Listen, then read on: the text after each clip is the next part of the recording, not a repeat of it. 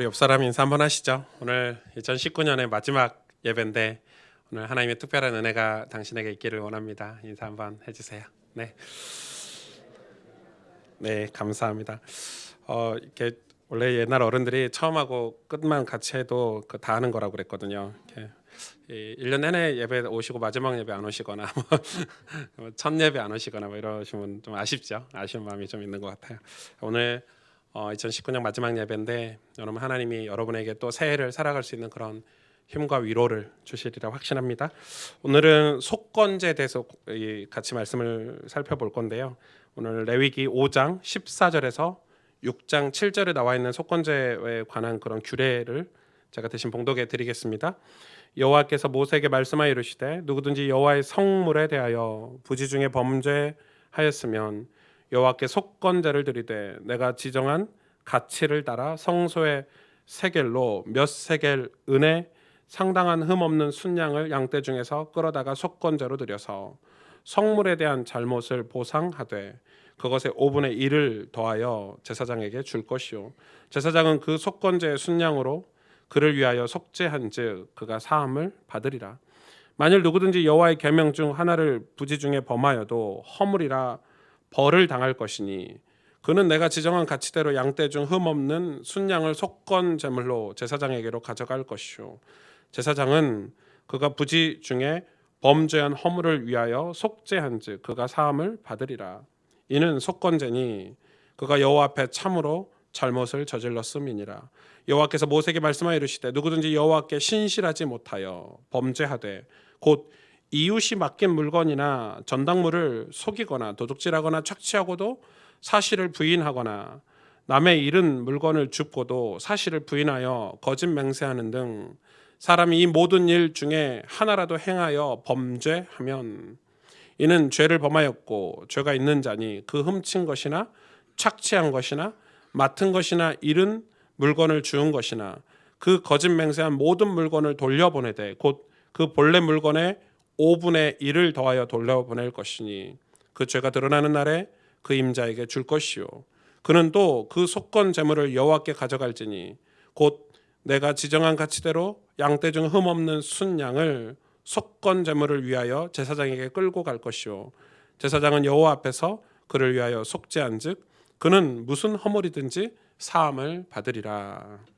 아멘. 5대 제사 중에 마지막 제사 속건제에 대해서 말씀을 좀 나누려고 합니다. 이 앞에 있는 제사들과 이 속건제는 조금 이 성격이 좀 많이 다르기도 하고 또 이 많은 교회들이 이 속건제를 되게 이렇게 부정한다든지 속건제를 이렇게 되게 가치 없이 설명하는 교회들도 더러 있습니다. 약간 속건제에 대한 어떤 성격이 그럴 수도 있겠다 이런 생각이 들지만은 하나님께서 이 5대 제사 이 속건제를 이 마지막에 이 아주 강력하게 우리에게 이제 명령하신 이 제사인데 이 속건제 그런 오늘 의미들을 안다면 이 속건제가 얼마나 중요한 것인지 얼마나 우리 신앙생활하는 저와 여러분 구원받은 하나님의 백성을 사랑하셔서 주신 제사인지 확인할 수가 있습니다. 이 하나님께서 이제 이스라엘 백성을 출애굽하셔가지고 광야에서 성막을 짓고 또 레위기를 통해 5대 제사와 이제 이 다음 주부터는 제사장 제도와 그리고 제사장 제도가 끝나고 나면 절기에 대해서 설교를 할 거거든요. 이 레위기 안에 담겨져 있는 거예요. 5대 제사, 제사장 임명식 그리고 절기 이게 이제 레위기 안에 있는 큰 주제들인데 이유가 뭘까요? 여러분 이 이스라엘 백성에게 이 레위기 이 답답한 이 제사 제도 그리고 제사장 이 임명 제사장을 임명 너희들을 지도하고 너희들을 가르칠 제사장을 임명하고 그리고 너희들은 이 1년 동안 이러이런 절기를 지켜야 돼 하고 절기를 주신 이유가 무엇일까요? 너무 쉽죠. 그걸 묵상해 보면 너무 쉬울 수 있어요. 왜냐하면 이 이스라엘 백성은 지금 애굽에서 몇 대죠? 100년도 아니고 200년도 아니고 무려 400년을 노예로 살았어요. 우리가 저희 어머님도 옛날에 보니까 이게 자꾸 스매끼리 달라 그러더라고요. 그래서 스매끼리가 도대체 무슨 말인가? 저는 이제 커가지고 손톱깎이가 스매끼리라는 걸 몰랐죠. 우리가 뭐 쓰는 벤또 이런 거 다 일본 말이잖아요, 그렇죠? 왜죠? 일제 식민지 겨우 몇십 년 일본의 지배를 받는 그 시간에 다 우리가 그렇게 바뀌는 거예요. 바뀌는 거예요. 30년만 식민 지배를 받아도요, 영향을 받아요. 잃어버려요. 언어도 잃어버리고 우리의 삶의 어떤 규범들도 잃어버리고, 이제 뭐라고 생각하냐면 이 지금 이스라엘 백성은 어떤 상태냐면, 우린 노예다. 원래 우린 노예였어. 그러니까 자기가 노예가 아니라는 사실을 생각지도 못하는 상태가 된 거죠. 그들을 꺼내 놓으셨죠, 하나님이. 광야에 꺼내놨는데, 광야로 출애굽했으니까 이제 노예가 아닙니까? 노예 아니죠. 맞아요. 출애굽했으니까 노예는 아니지만 노예죠, 여전히. 완전 도적대 같았어, 도적대. 여러분, 이 세상 말로 죄송합니다, 이런 표현을 써서 개판 5분 전이죠. 완전 도적대 같은 거예요. 노예들이 나와가지고 자기들끼리 이렇게 무리를 이루어서 광야를 지나가는데 엉망진창인 거예요. 지도자가 있습니까? 거기에 규율이 있습니까? 규칙이 있습니까? 질서가 있습니까? 아무것도 없는 거죠. 노예인 거예요. 오늘 보니까 이 남이 맡긴 물건을 도적질하고 착취하면, 이 말은 그 당시는 은행이 없으니까 어디 가려면은 물건을, 귀중품을 누구한테 맡겨놓고 가야 되는데, 그거 이거 내 거야 하면은 다시 그것 때문에 얼마나 많은 분쟁들이 있고, 법도 없죠, 여러분. 그러니까 지금 이 엄청난 이스라엘 백성이, 어마어마한 숫자 이스라엘 백성이, 남자만 60만 아닙니까? 노예들이, 그것도 100% 노예들이 나와서 나라를 이뤘는데 엉망진창이겠죠. 하나님이 그들을 왕 같은 제사장으로, 거룩한 나라로, 이 가나안 땅에 갔을 때는 하나님 나라를 선전하고 구원의 소식을 전할 그리스도의 대사로, 하나님의 거룩한 백성으로 가나안 땅에 입성을 해야 되는데 택도 없겠죠. 그래서 지금 레위기를 주신 것입니다. 여러분, 이걸 빨리 캐치하셔야 됩니다. 레위기의 그런 이유들, 목적들을. 우리도 마찬가지죠. 구원은 받았어요. 구원은 전적인 하나님 은혜라니까요. 내가 뭐 언제 몇 월 며칠 며칠에 그 이단입니다. 그렇죠? 너 내년 2월 며칠 날 구원 받을 거야. 그 이단이죠. 우린 그걸 몰라요. 구원의 때를 아무도 몰라요. 하나님 우리에게 은혜 주시는 날이, 그날이 구원의 날이에요.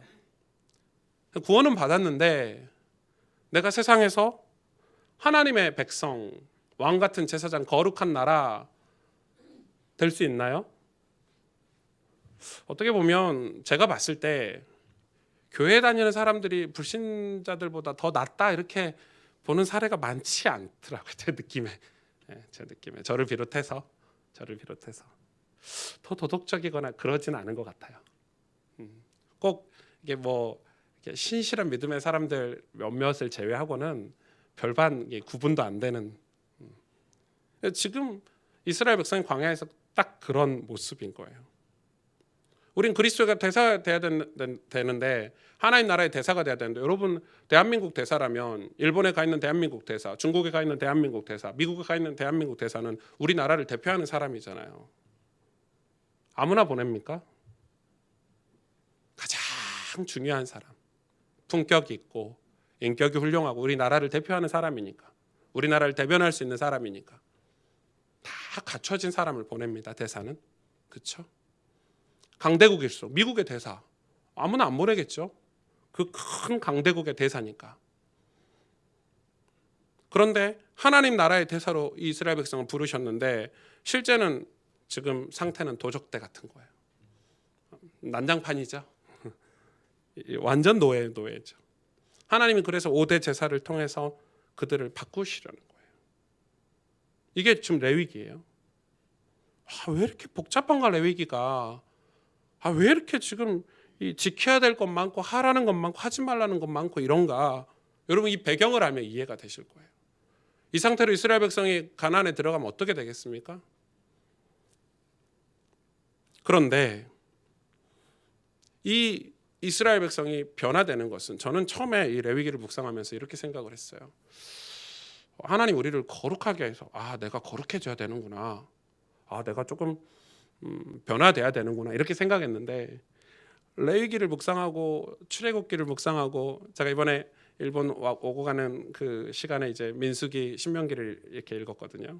그럼 제 마음에 드는 생각은, 하나님이 저를 거룩하고 복되고 축복된 존재로 만드는 게 맞지만, 우리가 종교적으로 내가 거룩해져야지, 내가 좀 도덕적으로 살아야지, 이게 아니더라는 것입니다. 이 레위기를 통해서 우리에게 하시는 말씀 무엇입니까? 왕이신 하나님, 너를 창조하신 하나님, 너를 구원하신 만왕의 왕 되신 예수 그리스도, 그분을 너희 삶의 왕으로 모시면 그렇게 된다는 것입니다. 그게 핵심이더라고요. 그렇지. 왜 내 노력으로 그렇게 될 수가 없어요. 죄에서 벗어날 수가 없어요. 이 노예에서 벗어날 수가 없어요. 만왕의 왕 되신 우리 하나님을, 여호와 하나님을 경배하고 경외하면, 그러면 우리는 그런 삶으로 변화가 될 수 있다는 게 이 모세오경의 핵심인 거죠. 그렇죠? 교회 다니는 사람 진짜 많아요. 그런데 하나님 우리 인생을 터치하시고, 하나님 우리 인생을 개입하시고, 하나님 우리 가운데 만왕의 왕으로 우리 가정과 우리 자녀들과 우리 교회와 우리 공동체 안에 만왕의 왕으로 다스리시고, 그렇죠? 우리 가운데 머물러 계시는 그거는 우리는 인정하지 잘 않으려고 하죠. 여러분, 그게 이제 신앙생활 하면서 오는 갈등의 이유들이죠. 신앙생활을 하면서 왜 갈등이 옵니까? 그건 거예요. 교회는 다녀서 구원은 받고 싶은데, 축복은 받고 싶은데, 간섭은 받기 싫은 거예요. 하나님이 내 삶을 터치하는 건 받기 싫은 거예요. 왜냐하면 내가 여전히 왕이 되고 싶거든요. 여전히 내가 하나님 노릇을 하고 싶은 거예요. 여러분, 그러나 기억하셔야 됩니다. 왕이 우리 안에 와 계시지 않으면 어둠의 세력들, 악한 영의 무리는 떠나지 않습니다. 다시 말해서 죄는 떠나지 않습니다. 사탄 마귀는 우리의 거룩함으로, 우리가 그 도덕적으로 사는 걸로 절대 떠나지 않습니다. 우리가 아무리 깨끗하게 살고 아무리 이 남을 봉사하고 살아도 뭐 남들 보기에는 야, 저 사람 되게 착하다 이렇게 말할 수 있겠지만 마귀는 떠나지 않습니다. 왕이, 강력한 왕이 내 삶에 와야 마귀는 떠나는 것입니다. 그럼 북한이 우리나라를 왜 못 쳐들어옵니까? 진작 쳐들어왔을 법한데 못 쳐들어온 이유가 있죠. 우리나라가 강력해서 그렇습니까? 우리 배후에 미국이 있기 때문에 그렇습니다. 절대 못 쳐들어옵니다. 똑같은 거죠. 우리 배후에 만왕의 왕 되신 예수 그리스도가 계실 때 어둠은 꼼짝도 우리한 올 수가 없습니다, 여러분. 하나님은 그래서 우리를 예전의 습관, 하나님을 섬기지 않았을 때, 노예 생활했을 때 그런 생각, 마음, 그걸 바꿔주시려고 하는 것입니다. 죽음에서 생명으로, 죄에서 거룩으로, 멸망에서 축복으로. 히브리서 1장을 시작하는데 이렇게 시작하고 있더라고요. 옛적에 선지자들을 통하여, 옛적이면 구약이죠, 여러 부분과 여러 모양으로 우리 조상들에게 말씀하신 하나님이 이 모든 날 마지막에는 아들을 통하여 우리에게 말씀하셨으니, 아들은 예수 그리스도죠. 예수님이죠. 이 아들을 만유의 상속자로 세우시고 또 그로 말미암아 모든 세계를 지으셨느니라. 이는 하나님의 영광의 광채시요 그 본체의 형상이시니라. 그의 능력의 말씀으로 만물을 붙드시며 죄를 정결하게 하는 일을 하시고, 예수님이 지금 그 일을 하고 계시는 거예요. 높은 곳에 계신 지극히 크신 이의 우편에 앉으셨느니라. 말씀으로 만물을 붙드셨고 그가 죄를 정결하게 하는 일을 하셨다는 거, 십자가 사건이죠. 여러분의 왕은 누구이십니까? 우리는 지금 누구를 예배하고 있습니까? 여러분, 우리의 예배 대상이 누구입니까? 많은 그리스도인들이 예배드린다는데 예배의 대상을 잘 모르시는 것 같더라고요. 누굴 예배하는지를 몰라요. 예배는 많이 드리는데, 기도한다는데 누구에게 기도한다는 거, 이게 대상이 불분명한 거죠. 진정으로 우리의 왕이 누군지 생각해 보셔야 됩니다. 여러분, 가정의 왕이 누구십니까? 여러분, 인생의 왕이 누구이십니까? 만일 이 부분이 정리되어 있지 않으면 우리는 계속해서 내 마음대로 살게 될 것이고, 그것의 실상은 세상 임금의 뜻대로, 세상 임금은 사단 마귀 아닙니까? 그들의 뜻대로 살게 되는 것입니다. 그래서 하나님은 이스라엘 백성을 구원하셨고 그들을 사랑하셔서 오늘 이 제사 제도를 허락하신 것입니다. 자, 그럼 속건제. 속건제에 대해서 배우겠습니다. 속건제는 그럼 무엇일까요? 하나님이 정해주신 것입니다. 야, 이 물건 손대지 마. 그 말은 손댔다는 말이죠. 하나님의 성물을 손댔고 이웃의 물건을 손댔다는 거죠. 여러분 보세요. 지금 엉망진창인 거예요. 지금 문화가. 이것도 내 거고, 왜? 노예니까. 마치 군대하고 같은 거예요. 여자분들은 군대를 절대 이해 못 하실 거예요. 저는 진짜 남의 부대 가서 화장실 문 떼우려고 엄청 돌아다녔습니다. 뭐 도대체 화장실 문을 왜 떼우냐. 우리 부대 그 위에 윗선에서 우리 부대를 이제 이렇게 뭐 하죠? 그 검열할 때 화장실 문이 부서져 있으면 혼나는 거예요. 그 화장실 문 다른 부대 가가지고 뭐 경비연대나 뭐 이렇게 교통연대나 이런 데 가가지고 화장실 문 바꿔가고 그랬습니다. 다음 주에 걔네들 그 검열할 때 다시 떼가고 그렇습니다. 그런 걸로 이렇게 서로 마음 상하고 이런 것도 없습니다. 왜? 다 내 게 아니야. 어차피 군대 거야. 다 돌고 돕니다. 좀 노예들은 그런 거예요. 그래서 여러분 자꾸 그 초대교회를 보면서 그 기독교는 사회주의다 이런 식으로 얘기하시는 분들이 많은데 기독교는 사회주의가 아니에요. 뭐 다 뭐 나눠 쓰고 뭐 이랬다. 그 사도행전 2장을 말씀을 가지고 사회주의의 모형을 찾는데 정말 잘못된 해석이에요. 그거는 사회주의가 아니고 너무너무 구원받은 게 감사해서 하나님 앞에 헌금 드린 거고요. 성경은 철저하게 자기 재산, 자기 것. 오늘 출애굽기가 레위기가 그런 내용을 설명하고 있는 거예요. 철저하게 자기가 노력해서 얻는 이 열매들. 왜요? 그걸 훔쳐가면 안 돼요. 가져가면 안 돼요. 내가 은혜를 받아서 베푸는 것과 가져가는 완전 다른 얘기예요. 오늘 그 두 가지 얘기를 하고 계시죠. 첫째는 뭐예요? 성물에 관해서 얘기하고 있죠. 성물에 대하여 부지 중에 범죄할 때 하나님의 물건, 성물은 거룩할 성자를 붙여서 이 거룩하게 구별된 물건들이죠. 하나님의 물건 뭘까요? 우리 몸일 수도 있겠고, 그죠? 실제로 이런 우리가 이 성전이라고 하잖아요. 이 교회 건물을 이게 뭐 어떤 분들은 야 성전은 우리 사람이지 건물은 성전이 아니야. 이제 저도 주로 이제 그렇게 얘기를 많이 했는데 사실 이 성전도 성전이 맞아요. 왜? 이 성전 자체가 하나님께 예배드리려고 구별되게 건물을 지어놨잖아요. 우리가 리모델링을 해놨잖아요. 그러니까 성전이 맞죠.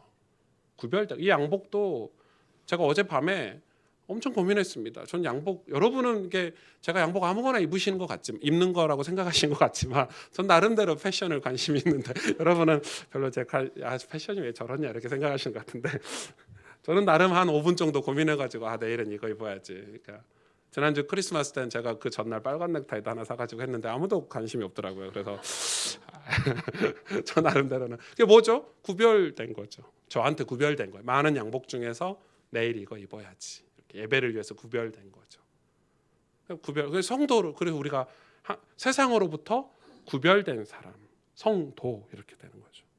성도는 되게 축복된 단어인데 요즘 우리가 성도님 하면 좀 기분 나빠하시더라고요. 이렇게 집사님, 장로님, 권사님 이렇게 해야 조금 이렇게 듣기 좋고 성도님 이러면 근데 여러분 성도는 저도 성도거든요. 우리 모두가 다 성도예요, 사실은. 그런 구별된 거를 손을 대는 거죠. 이 손대면 돼요, 안 돼요? 안 되죠. 이 아간이라는 사람이 있었어요. 다 아시죠? 예, 성경을 많이 읽으시니까 아간이 누구입니까?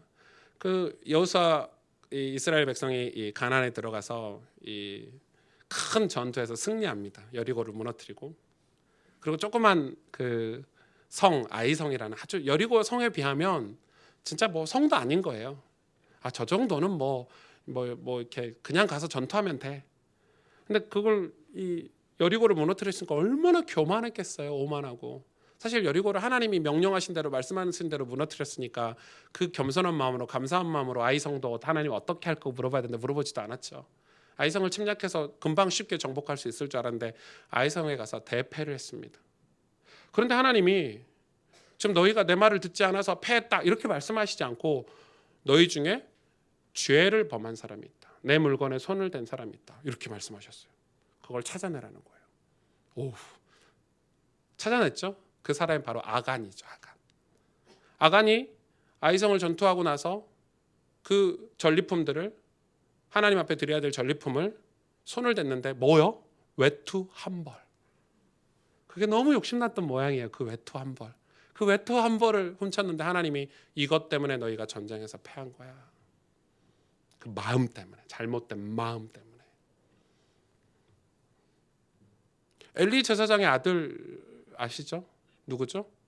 홈니와 비나스. 이 제사장의 아들들이 예배를 시작하지도 않았어요. 제사를 시작하지도 않았는데 제사를 드리기 위해 잡아놓은 그 고기들, 그죠? 어린 양 뭐 해버렸죠? 먹어버렸어요. 먹어버렸어요. 제사를 아직 드리지도 않았어요. 룰대로 제사가 끝나면 나눠줄 텐데 제사장의 가정에 제사가 끝나기 전에 먹어버렸어요. 두 아들이 어떻게 죽었죠? 전쟁터에서 하나님 두 아들을 같은 날 죽이셨죠. 사도행전에도 있죠. 아나니아와 삽비라. 저는 아나니아 삽비라 얘기를 옛날에 들을 때는 그래도 다른 사람보다 헌금 더 많이 했는데 왜 죽이셨을까 이렇게 생각을 했는데 그게 아니더라고요. 아나니아 삽비라가 뭐 은혜를 받은 건지 남들이 다 이렇게 헌금을 하고 이러는 거 보고 보기 좋았던지 자기는 뭐라고 큰 소리 쳤냐면 제가 제 밭을 팔아가지고 제 회사를 팔아가지고 하나님께 헌금을 다 드리겠습니다 이렇게 한 거예요. 그 고백이 중요하거든요. 실제로 팔고 났더니 돈이 내 수중에 들어오니까 아까운 거죠. 그래서 이제 어느 정도 떼고 일부분만 드렸어요. 바로 하나님 말씀하셨죠. 이게 다 그 판 돈이냐. 하나님 아시잖아요. 그때 거짓말을 했어요. 다 판 돈입니다. 다 드린 겁니다. 어떻게 됐죠? 그 자리에서 죽었어요. 그러니까 지금 이 성물에 대해서 범죄한 거 이건 굉장히 중요한 걸 지금 가르치시는 거예요. 하나님의 것을 손대면 안 되는 거예요. 그게 11조든 하나님께 드려야 할 어떤 무엇이든지. 이 성물에 대한 잘못도 어떻게 하나님이 근데 가르쳐 주시냐면 이걸 그대로 보존하고 잘 들어보세요.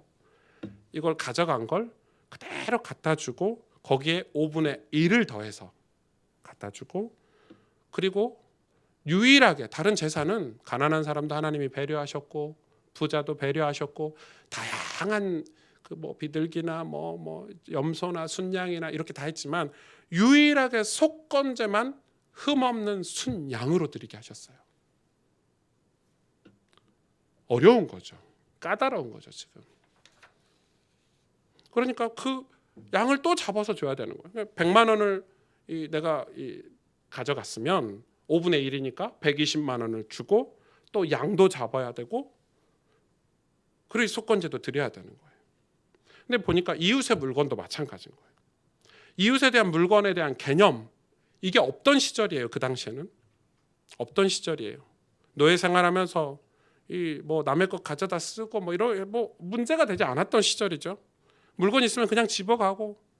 여러분 그런데 하나님의 대사로 이웃나라의 복음을 설명해야 되는 거룩한 백성이 돼야 되는데 이대로 살면 하나님이 안 되잖아요. 그렇죠? 남의 물건 뭐 함부로 주워가고 심지어는 뭐라고 하냐면 바닥에 떨어져 있는 물건도 똑같이 죄다. 그냥 길거리에 떨어져 있는 물건도 주우면 죄다. 여러분 그렇게 길거리에 주운 거 이렇게 함부로 가져가시고 인마이 포켓 하시면 안 되는 거예요. 그걸 하나님이 너무너무 싫어하셨어요. 왜요? 내 사랑하는 백성, 그리스도의 대사, 거룩한 나라로 써야 되는데 그게 안 되면 어떻게 할 수가 없는 거죠. 그래서 뭐라 그러냐면 남의 물건을 주어도 그냥 가져가도 전액 배상을 하고 거기다 5분의 1을 더해서 줘야 되는 거예요. 그리고 또 뭐 해야 되죠? 순양을 흠없는 순양을 또 잡아서 속건제를 드려야 되는 거예요. 이게 뭔 의미가 있죠? 인간적으로는 이런 의미가 있어요. 한 번 도적질하면 손해가 막 심한 거예요. 무슨 말이 이해 가시죠? 제가 초등학교 때 아빠 돈을 훔쳤거든요. 진짜 안 훔쳤어야 되는데 그때 아빠 돈 10,000원짜리를 여러분 그 당시 1980년대 후반이니까 초등학교 때면 10,000원짜리면 엄청 큰 돈이에요. 어디서 이게 10,000원짜리가 안 보였어야 되는데 신문지에 이렇게 돌돌돌 말아가지고 좀 있으시죠. 뭐 팔았던 모양이에요. 뭐 농작물을 팔았든지 그 10,000원을 훔쳐가지고요. 제가 그동안 얼마나 먹고 싶겠어요. 핫도그, 그 도시락, 컵라면 이런 거 막 아이스크림. 근데 그때 뭐 50원, 100원 하던 때잖아요. 애들 다 사주고 막 다 먹고 돈이 그래서 막 썼는데 남았어요. 7천 얼마인가가. 아직도 기억나요. 제가 얼마나 착해요 본질적으로. 그러니까 그 7천 얼마를 그 신문지 쌓이는 그 돈 봉투에 다시 갖다 놓은 거야. 안 갖다 놨으면 안 걸렸을 텐데 남은 돈을 거기다 다시 갖다 놓은 거지. 와, 저희 아버지가요. 딴 거 모르겠어요. 옷을 다 벗기시는데 그때 겨울이었거든요. 12월 달. 옷을 다 진짜 팬티도 안 입히시고 다 벗겨서 처음에는 옷 벗기기 전에는 부엌을 가시더라고요. 칼가지로 죽이겠다고. 와, 전 진짜 그러더니 옷을 다 벗겨 그 추운데 밖에 내쫓으시더라고요. 다시는 안 훔치는 거예요. 예.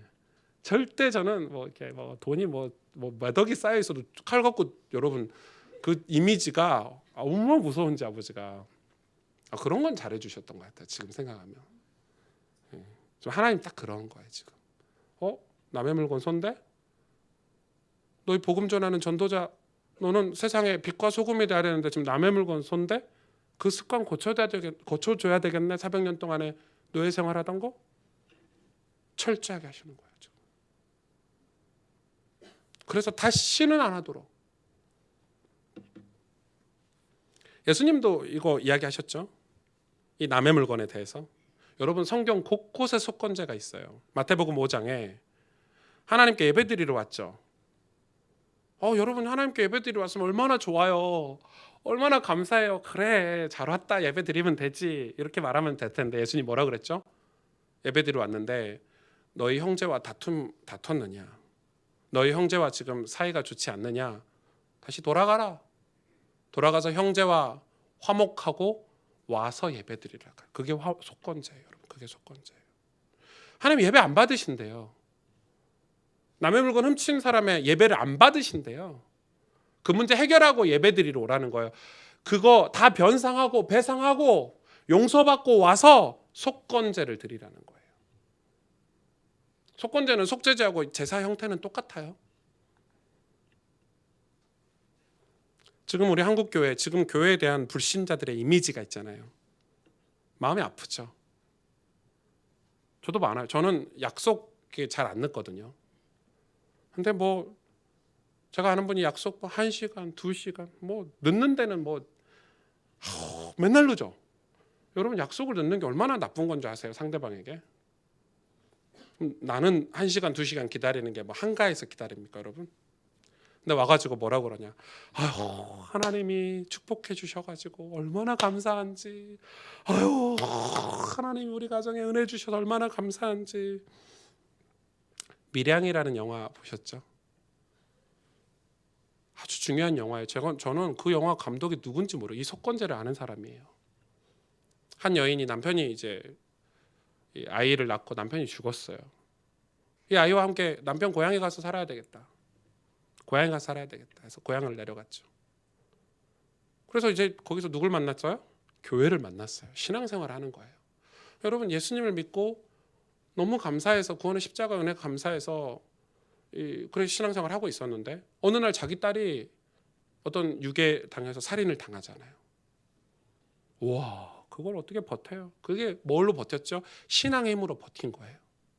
너무너무 기도하다가 하나님이 그래도 용서해 줘야 되겠다 이런 마음으로 그 유괴범을 찾아갔죠. 감옥에 이제 면회를 간 거예요.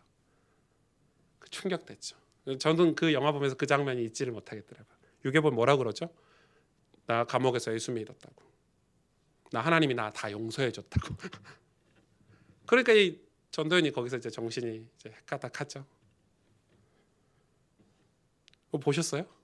네, 밀양 보세요. 지금 그런 식으로 세상은 기독교를 이미지를 그런 식으로 갖는 거예요. 제가 어떤 분을 되게 많이 도왔어요. 물질적으로 말이에요. 많이 돕고. 근데 그분이 되게 잘 됐어요. 저보고 그런 얘기를 하는 거예요. 목사님 저를 도왔냐? 도운 게 도운 거냐고. 이제 잘 되고 나니까 사람이 바뀌는 거죠. 결정적으로 이런 말을 하더라고요. 하나님이 하셨지요. 이렇게 말하더라고요. 아, 맞죠. 맞는 말이죠. 이제 근데 너무 밉더라고요. 예, 패고 싶더라고요. 지금 교회가 딱 그런단 말이에요. 교인들이 딱 그런단 말이에요. 범죄자들이 예수님 믿고 다 용서받았대요. 감사하대요. 기쁘대요. 그럼 피해자들은요. 아동 학대하고 하나님이 나 용서해 주셨대요. 그럼 그 피해자들은요. 여러분, 하나님이 그런 분이 아니세요. 왜 속건제가 있냐? 오늘 진짜 중요한 메시지거든요. 또 제 설교 이거 속건제 설교 듣고 또 뭐 율법이 어쩌고 저쩌고. 예. 여러분, 율법과 복음은 같은 거예요. 율법이 없이 복음을 깨달을 수가 없어요. 하나님은 거기에 대한 보상을 다 하라는 거예요. 그렇지 않으면 그 예배를 받지 않으신대요. 그 예배를 안 받으신대요. 가서 용서받고 나와서 예배하라고 지금 가르치는 거예요. 신약에 보면 사도 바울이 이 속건제를 보고 이제 성경을 보니까 이런 내용들이 많죠. 사도 바울이 감옥에 갇혔죠. 바울은 죄지어서 감옥에 가뒀어요? 그렇진 않아요. 근데 감옥에는 다 죄지은 사람이 오죠.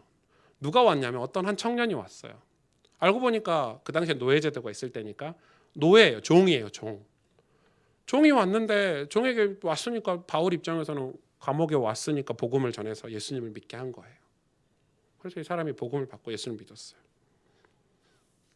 그러면은 이 사람이 왜 감옥에 왔는지 물어보니까 주인의 집에서 도망쳐 나왔대요. 그 당시 종은 노예는 주인의 집에서 도망쳐 나온 것만으로 사형감이에요. 그렇죠? 근데 물건을 다 훔쳐서 나왔어. 그럼 끝난 거지. 얘 잡히면 끝이야. 뭐 그것 때문에 어찌됐든 감옥에 왔어. 그래서 이 청년을 바울이 복음을 전하고 예수님 믿게 하고 뭐라고 합니까? 이제 너 제 문제 끝났어. 너 나랑 이제 전도운동하자. 복음 전하자. 이렇게 말했습니까? 아니죠. 뭐라고 했어요? 다시 주인에게로 가라 이랬어요. 미치고 환장할 일이에요. 여러분 생각해 보세요.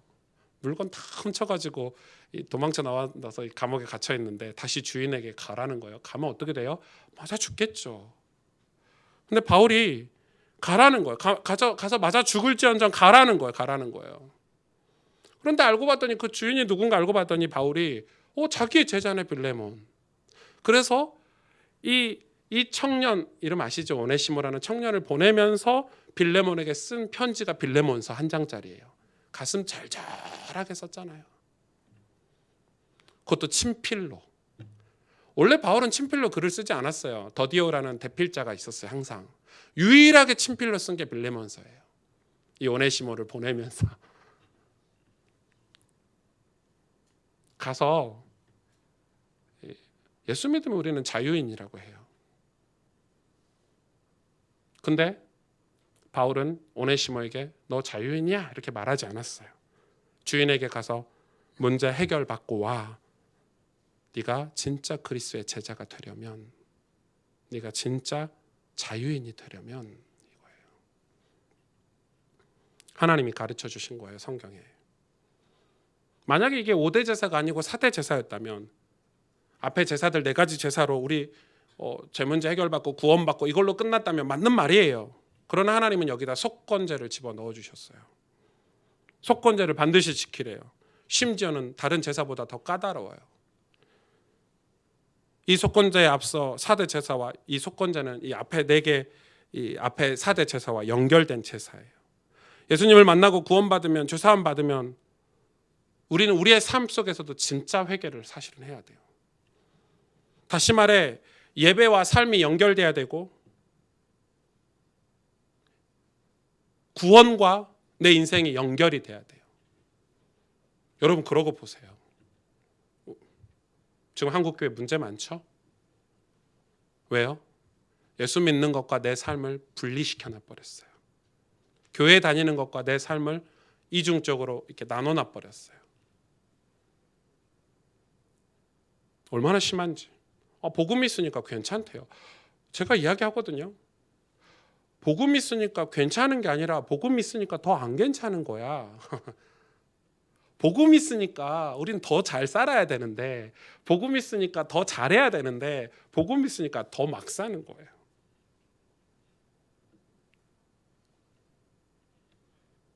우리는 성도의 변화된 삶을 하나님은 우리에게 요구하시죠. 구원받은 하나님의 백성을 하나님은 변화시키려고 하세요. 근데 우리 힘으로는 할 수 없죠. 왕이신 하나님 앞에 갈 때 우린 그렇게 할 수 있어요. 하나님을 왕으로 모실 때 그렇게 할 수 있어요. 여러분 그 마태복음 마가복음에 보면 이 예수님 시대 가장 큰 그 시대적인 죄인이 두 사람이 있는데 창기하고 세리죠. 창녀 제일 그 큰 죄인이에요. 그리고 하나가 세리예요. 세리는 로마의 식민지였기 때문에 로마의 앞잡이 놀이하면서 세금 걷어가는 아주 악덕. 근데 그 중에 세리 한 명이 자기 집에 아무도 안 오는 거예요. 왜? 이 세리가 로마 사람이면 괜찮은데 이 유대인이 이스라엘 백성이 세리가 된 거예요. 자기 집에 놀러도 안 오고 완전 왕따예요. 근데 돈은 많이 벌겠죠. 부당 뭐 이렇게 걷어가지고 얼마 갖다. 왜냐하면 로마가 진짜 똑똑해요. 각 나라에 세금을 걷는데 그 나라 사람을 선발해가지고 100만 원 걷으면 그 중에 50만 원 너 해. 악착같이 걷는 거예요.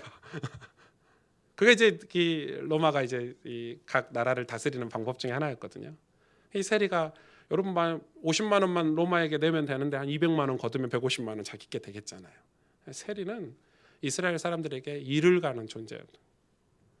이 사람이 자기 집에는 사람도 안 오고 친구도 없고 근데 마음이 너무 괴로운 거예요. 원래 나는 이런 사람이 아닌데 죄책감이 드는 거예요. 그런데 소식을 들었어요. 예수님이라는 사람을 만나면 죄 문제가 해결될 수 있다. 근데 예수님 주변에 너무 사람이 많고 막 뭐 말씀을 전할 때마다 주변에 막 사람들이 막 몰려 있고 이러니까 이 사람이 어디로 올라가냐 예수님 한번 보려고 뽕나무에 이렇게 올라간 거죠. 이렇게 뽕나무에 올라갔는데 예수님이 그걸 아셨죠. 삭개오야, 내가 오늘 밤에 너희 집에서 머물 거다. 깜짝 놀랐어요. 삭개오가 이 세리가 기절초풍할 일이죠. 그때 이 삭개오가 엎드려서 하는 말 여러분 기억하십니까? 그때 삭개오가 예수님 앞에 엎드려서 하는 말 여러분 기억하십니까? 부당하게 취한 것을 4배로 갚겠습니다. 가난한 자들에게 2배로 갚으면서 살겠습니다. 그게 속건제예요, 여러분. 예배와 삶이 우리는 분리되면 안 돼요. 복음을 안다고 하면서 아무런 기준도 없이 막 살면서 전도자라고 하는데 옳지 않아요. 세상의 빛과 소금이 될 수 없어요. 우리가 여기다가 띠로 나는 빛입니다, 나는 소금입니다 하고 전도지 준다고 세상이 변합니까, 여러분? 세상은 영적인 곳인데 어둠의 세력, 세상 임금, 흑암이 장악하고 있는데 악한 영들이 장악하고 있는데 우리가 이렇게 여기다가 어디 교회 나는 빛, 나는 소금 써서 명찰 붙여갖고 다닌다고 해서 우리가 빛이 됩니까, 여러분? 어둠이 물러갑니까? 제사 제도를 이해해야 그리스도의 구원 사역을 제대로 이해할 수 있습니다. 제사 제도는 우리를 완전하게 살리는 제도입니다. 하나님 사랑입니다. 우리를 그냥 두지 않으시는 겁니다. 여러분 자녀를 낳으신 분 아시겠죠? 여러분 아들이, 여러분 딸이 어디 이 범죄 집단에서 막 진짜 개 망나니처럼 사는데 그냥 두시는 부모 있습니까? 그들 돌아오게 하겠죠. 그게 구원이에요. 돌아왔는데 그냥 두십니까? 거기서 때 묻은 것들, 거기에 습관들 다 고쳐주려고 애쓰시겠죠. 바꿔주는 거야. 너는 내 아들이야. 넌 내가 사랑하는 딸이야. 그게 속건제예요. 근데 데리고 와서 이제 속건제를 드리라는데 이 속건제가 기가 막혀요. 순양을 잡으래요. 흠 없는 순양. 여러분 이 가난한 사람은 순양이 어떻게 잡을 수 있어요? 근데 그걸 하라는 거예요. 얼마나 까다로운지. 자보다 목에 칼을 대서 목을 따서 피를 뿌리고 똑같이 하는 거예요. 배를 가르고 내장을 긁어내면서 제사를 드리라는 거예요. 죄는 이렇게 죽어야 한다는 거예요. 그걸 각인시켜 주시는 거예요. 흠없는 동물이 대신 죽어야 내 죄 문제가 해결된다는 걸 가르쳐 주시는 거예요. 죄는 이렇게 죽는 거란다. 죄는 이렇게 우리를 사망케 하는 거란다. 다시는 죄를 짓지 마. 여러분 남의 물건 조금 훔쳤는데 뭐 이렇게 까다롭게 순양까지 잡아가지고 이렇게 복잡한 제사를 드리게 합니까? 다시는 그거 하지 마. 넌 남의 물건을 도략질하는 노예가 아니야. 도적이 아니야. 너는 하나님의 말씀을 전할 거룩한 백성이야. 이걸 지금 가르쳐 주시는 거예요. 죄는 너희를 사망케 만드는 거야. 너희를 어둠으로 몰아내는 거야. 양을 잡으면서. 여러분 생각해 보세요. 뭐 물건 하나 훔쳤는데 순양 잡아야 된다니까요. 내장 따고 각 뜨고. 하나님 우리를 그렇게 사랑하시는 거예요. 저는 이렇게 생각해요.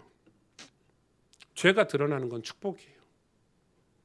진짜 축복. 여러분 그걸 부끄러워하지 마셔야 돼요.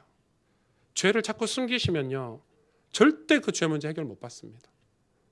죄는 드러나야 돼요. 빨리 드러날수록 좋아요. 이게 바늘 훔칠 때가 좋은 거예요. 나중에 소 훔치기 시작하고 소도둑 되면 돌아오기가 너무 힘들어요. 10,000원, 20,000원 훔칠 때 때려 잡아야지. 뭐 수십억씩 사기치고 이러면은 돌아오기 힘들어. 그 돈의 맛을 봐버렸기 때문에. 그래서 그게 주로 큰 범죄자들은 안 걸려서, 걸리지 않아서 거기까지 간 거거든요. 걸린 건 축복이에요. 걸린 건 축복이에요. 제가 볼 때. 왜 하나님이 우리에게 이렇게 주일 예배를 통해서, 이런 설교를 통해서, 죄에 대해서 말씀을 통해서 우리를 책망하시냐면, 또 성경을 읽으면서 왜 우리 안에 죄책감이 드냐면, 그거 우리를 사랑하시기 때문에 그러신 거예요. 여러분 교회 목사 설교가 듣기 좋은 유머러스한 설교가 좋은 설교가 아니에요. 하나님 말씀에 있는 하나님 백성답게 살도록 책망하는 설교, 우리를 교훈하는 설교, 우리를 바르게 살게 하는 설교, 그러면서 우리에게 위로가 돼. 그게 위로죠. 사실은 길을 제시하니까. 레위기 21장 26절에 너희는 나에게 거룩할지어다. 이는 나 여호와가 거룩하고 내가 또 너희를 나의 소유로 삼으려고. 하나님의 소유가 되게. 너희를 만민 중에서 뭐 했다고요? 구별했습니다. 하나님 우리를 거룩한 백성으로 왕같은 제사장으로 하나님 나라로 쓰시려고. 여러분 그 당시 성막, 어떤 교회 가면 이제 성막의 모형을 교회에다가 이렇게 해놓는 교회들도 있거든요. 굳이 안 해도 돼요. 이제 성막은 예수 그리스도이기 때문에. 근데 실제 성막을 뭐 엄청 예쁘고 화려하게 이렇게 만들어 놨더라고요. 여러분 성막이 화려하고 예쁠까요? 여러분 생각해 보세요. 성막이 얼마나 역겨운 냄새가 많이 나고 피를 계속 잡는데, 핏자국이 온 바닥과 벽에 다. 성막은 깨끗한 곳이 아니에요. 인간 역겨운 냄새, 불결하고. 십자가는 여러분 괴로운 거예요. 하나님은 그런 괴로움을 거치게 하시는 거예요. 그래야 구원이 완성되니까. 십자가를 통과해야 되는 거예요. 쉽게 이야기하면 우리의 그릇된 죄악들을 벗겨내고, 우리가 하나님을 섬기지 않고 우상을 섬기던 것들을 벗겨내기 위한 것은 너무너무 괴로운 거예요. 우리가 맨날 먹던 이 나쁜 음식을 먹다가 좋은 음식을 먹는 것만, 그 체질 하나만 바꾸려고 해도 얼마나 괴롭습니까? 여러분 솔직히 말해서. 우리 안에 불신앙을 끄집어내고 신앙을 집어넣는 과정. 근데 그게 언제 가능하냐? 십자가를 사랑할 때 가능하더라고요. 하나님을 사랑할 때 그게 가능하더라고요. 예수님이 만왕의 왕으로 내게 오셨다. 그게 가능하더라고요. 저는 예전에는 내가 어떻게 좀 이런 삶에서 좀 벗어나야 되겠는데, 좀 저런 삶을 살고 싶은데, 이런 개념으로 기도하고 이렇게 말씀을 적용했는데 그게 절대 안 되더라고요. 제가 제 성격 하나 바꾸기가 힘들어요. 근데 성경을 보니까 그게 아니에요. 그게 아니에요. 왕이신 하나님, 십자가에서 우리를 위해서 죽으신 만왕의 왕 되신 예수 그리스도를 모시면 우리가 그렇게 변화가 되더라고요. 깨닫는 거 양 잡으면서. 그리고 우리가 사람들에게 용서 하나 구하는 것도 힘들잖아요. 그쵸? 그거 다 하고 오라는 거예요. 왜? 네가 지은 죄가 얼마나 그 사람을 어렵게 했는지 다 알고 오라는 거예요. 그래서 예배 드리는데 양의 피 잡으면서 눈물 흘리는 거예요. 가슴 철철하게 깨닫는 거예요. 내가 원래 이렇게 살 사람이 아닌데, 난 하나님의 백성인데, 난 저 가나안 땅 복음이 없는 사람들에게 복음을 전할 하나님의 백성인데, 예수님을 전할 전도할 사람인데, 선교할 사람인데, 세상의 빛과 소금인데 내가 왜 이렇게 살고 있을까? 제사 지내면서, 속건제 지내면서 회개하는 거예요. 그게 하나님 우리에게 주신 이 속건제가 사랑이 아니고 무엇입니까, 여러분? 하나님은 당신의 나라, 기업, 축복을 우리에게 주시려고 하시는 거예요. 주려고 하는데 받지를 못해. 받을 수가 없어. 왜? 맨날 남의 물건 훔치고 있는데 어떻게 그걸 받을 수 있어요? 그래서 우리를 거룩하게 만드시는 거예요.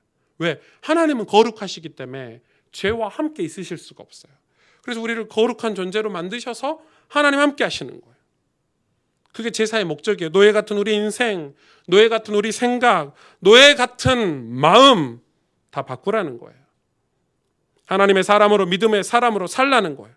그런데 자꾸 도적질하고 자꾸 탐하고 하나님의 것을 훔치고 그렇게 사는 거예요. 애굽에서 사는 것처럼. 예배가 없어져. 애굽에서는 예배가 없잖아요. 그게 훔친 거거든요. 주일 예배를 훔친 거예요. 주일 예배를 훔친 거. 주일은 하나님의 날이에요. 주의 날이에요. 주일을 훔치지 마세요, 여러분. 좀 그 이야기 하시고 계시잖아요. 지금 11조 했냐 안 했냐 얘기가 아니에요. 하나님의 것을. 자꾸 예배가 없는 삶을 살았잖아요. 노예 생활하는 동안에. 하나님 거 다 훔치고 산 거예요. 그렇게 살면 어떻게 돼요? 절대 하나님 나라를 축복으로 받을 수 없어요. 하나님 나라를 축복으로 받는 건 룰이에요. 창조 원리예요. 섭리예요. 건강이라는 거를 우리가 받으려면 건강한 삶을 살아야 받을 수 있어요. 우리가 한 분야의 전문인이 되려면 전문인의 삶을 살아야 전문인이 될 수 있어요. 그렇죠? 하나님은 그거를 막 그 질서를 어기시는 분이 아니라니까요. 부자가 되려면 부자가 될 수 있는 길을 살아야 되는 거예요. 맞죠? 사람들에게 존경받으려면 존경받는 삶을 살아야 존경을 받는 거예요. 그게 창조 원리예요. 하나님의 창조 원리. 물고기가 물속에 살아야 살 수 있듯이, 물 떠나면 죽듯이, 우리는 거룩한 하나님 나라가 되기 위해서는 거룩을 살아내야 되는 거예요. 그래서 하나님이 우리의 잘잘못들을 지금 다 이스라엘 백성의 잘잘못들을 하나하나 지금 지적하시는 거예요. 사랑 아니고 무엇입니까? 축복이 아니고 무엇입니까, 여러분? 그래서 잠언 21장, 22장에 중요한 메시지가 있죠. 21장 31절에 싸울날을 위하여 마병을 예비하거니와, 이김은 누구에게 있다고요? 여호와께 있느니라. 22장 2절에 많은 재물보다 명예를 택할 것이요 은이나 금보다 은총을 더욱 택할 것이니라. 4절에 겸손과 여호와를 경외함의 보상은 재물과 영광과 생명이니라. 22장 6절에 마땅히 행할 길을 아이에게 가르치라. 그리하면 늙어도 그것을 떠나지 아니하리라. 여러분 다 성경 교사가 돼 주셔야 돼요. 여러분 자녀들에게 부모님은 성경 교사가 돼야 돼요. 네, 이거 송구 영신 예배 때 조금 말씀을 드리겠습니다만은, 여호와의 도는 지식 있는 사람을 지키시나 사악한 사람의 말은 패하게 하시느니라. 어떤 지식이죠? 17절에서 18절, 너는 귀를 기울여 지혜 있는 자의 말씀을 들으며 내 지식에 마음을 둘지어다. 이것을 내 속에 보존하며 내 입술 위에 함께 있게 함이 아름다우니라. 21절에 내가 진리의 말씀을 깨닫게 하며 또 너를 보낸 자에게 진리의 말씀으로 회답하게 하려 함이 아니냐. 그러면서 29절에 중요한 얘기를 하고 있죠. 내가 자기의 일을 능숙한 사람을 보았느냐. 이러한 사람은 왕 앞에 설 것이요 천한 자 앞에 서지 아니하리라. 이걸 세상적으로 해석하신 분은 우리가 이렇게 일에 능숙하면은 대통령 앞에 선다 이런 식으로 해석한데, 이 왕은 그 왕이 아니고 뭐에 대해서 능숙하라는 말이에요? 하나님 말씀에 대해서 능숙하라는 거예요. 하나님을 경외하는 일에 능숙하라는 거예요. 진리의 말씀을 깨닫는 일에 능숙하라는 거예요. 그런데 우리는 죄에 능숙하게 됐죠. 죄를 반복하면 능숙하게 돼요. 죄가 너무 쉬워요. 왜? 계속 반복하면 능숙하게 돼요. 안 보고도 하는 게 죄인 거예요. 그러면 뭘 맺죠? 죄 열매를 맺어요. 그게 인생이에요, 여러분. 여러분, 어린 아이들이 죄를 계속 짓고 크면 어른이 돼서도 죄인이 되는 거예요. 큰 죄인이 되는 거예요. 그래서 어린 아이에게 마땅히 행할 길을 가르치라. 진리의 말씀으로 능숙하게 되면 하나님 앞에 설 수 있어요. 우리가 왕 앞에 설 수 있어요. 세상 앞에 서는 게 아니에요. 그래서 여러분, 우리가 십자가에 능숙해져야 돼요. 여러분, 회개에도 능숙해지셔야 되고요. 말씀을 깨닫는 거에도 능숙해지셔야 돼요. 우리는 그래서 하나님 주신 말씀, 그 깨닫는 그 십자가의 은혜를 늘 가까이 하고 사는 거예요. 복음은 어떤 부적이 아니잖아요. 부적이 아니에요. 이거 있으면 성공해, 이런 게 아니라니까요. 시간이 지났지만 제가 이번에 일본에 갔는데, 사실 뭐 청소년 수련회만 하고 왔을 건데, 제 친구가 이제 일본에서 선교사로 있거든요. 자기가 사역하는 현장을 꼭 가서 말씀을 전해달래요. 속으로는 이게 피곤해 죽겠는데 수련회, 큰 수련회를 강의를 3강이나 했으니까 좀 쉬게 하지, 또 어딜 가냐 이러면서 뭐 친구가 부탁하는데 갔죠. 갔는데 어디를 1시간을 어디 시골 마을을 가는 거야. 참 시골 마을을 갔더니 키도 조그만 아주머니, 그냥 보니까 뭐 온몸이 다 그 아토피 피부인지 막 긁고 계시고, 막 제가 보니 연약해요.